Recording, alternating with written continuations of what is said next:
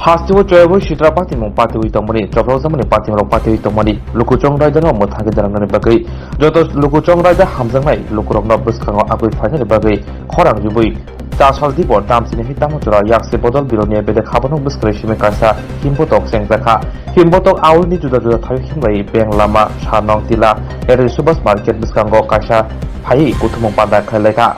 Pandau kok sama tangga yak seboto ni Bilonia, Bakaste ni Tangfang, Tabos Doto Shaga, Hastiwo Shitra Tang, Samung Shitra Tang, Shakawa, Kukti Musu, de Kadong Funogo. Yak seboto ni Asali Pandau Paimanjaka, Shagra Hankuri Tangfang, Basude Bozumdar, Bakaste ni Tangfang, Tabos Doto, Tibraket Mozul, Union ni Central Committee ni Adong Dipongkoshen, Tilukia Sinha, Kusam Shikla Adong Ripucha Kobe, Juda Juda, Mosani Adong Rock.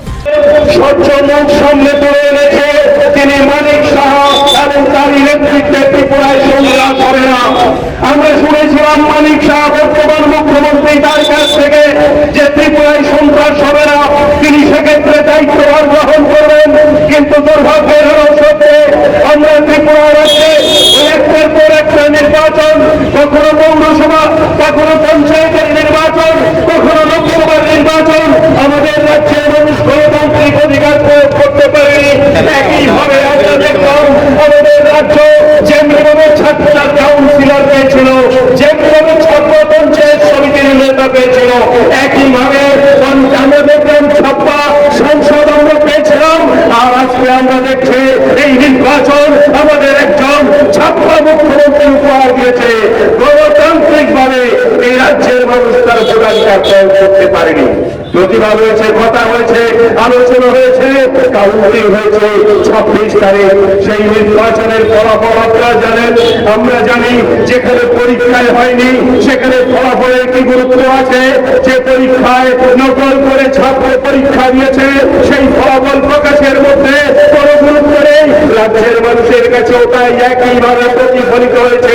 এই ফলাফল নিয়ে রাজ্যের মানুষের কোনো মাথা ব্যথা ছিল না। মানুষ জানতেন ছাত্রদের রেজাল্ট কি হবে। বিজেপি এই রাজ্যে আছেন 4.5 বছর, প্রতিদিন দাবি করছেন আমরা রাজ্যের উন্নয়ন করছে। আমরা বিজেপিকে চ্যালেঞ্জ করে বলছে আপনারা যদি সত্যি সত্যি রাজ্যের উন্নয়ন করুন, একটি ক্ষেত্রে গণতান্ত্রিক ভাবে ভোট করে দেখুন, মানুষ আপনাদের পক্ষে নেই। হাজার হাজার মানুষ দাঁড়িয়ে বলতে আমরা আর বিজেপিকে চাই না। আপনি রাস্তায় যান, দোকানে যান, বাসে যান, যেখানে যাবেন প্রত্যেকটা মানুষের মধ্যে 10টা মানুষ কথা বললে 8টা মানুষ বলছে আর বিজেপিকে চাই না। 4.5 বছরে রাজ্যটাকে শেষ করে দিয়েছে, শ্মশানে পরিণত করে দিয়েছে। এই বিজেপি বিদায় হলে ভালো। সেই নির্বাচনের ফল ঘোষিত হল। ফল ঘোষণার পর সরকারি নিয়ম অনুযায়ী নির্বাচিত হলেন, কিন্তু আমরা কি দেখলাম? তার ফল ভোগ করতে হলো বিলোনিয়ার মানুষকে। হ্যাঁ, আমি বিলোনিয়াবাসী হিসেবে লজ্জিত। আমি আপনাদের বলতে দ্বিধা করি না। এই বিলোনিয়ার মানুষ যারা গণতান্ত্রিক সম্পন্ন, যারা সুবুদ্ধি সম্পন্ন মানুষ, তারা সকলেই মনে করেন বিলোনিয়া এক উচ্চ শিক্ষিতের জায়গা, বিলোনিয়া এক গণতান্ত্রিক চেতনাবোধের জায়গা। যারা মনে করেন বিলোনিয়া দারুণভাবে উন্নত, আজকে সেই বিলোনিয়াকে প্রভাবিত করেছে।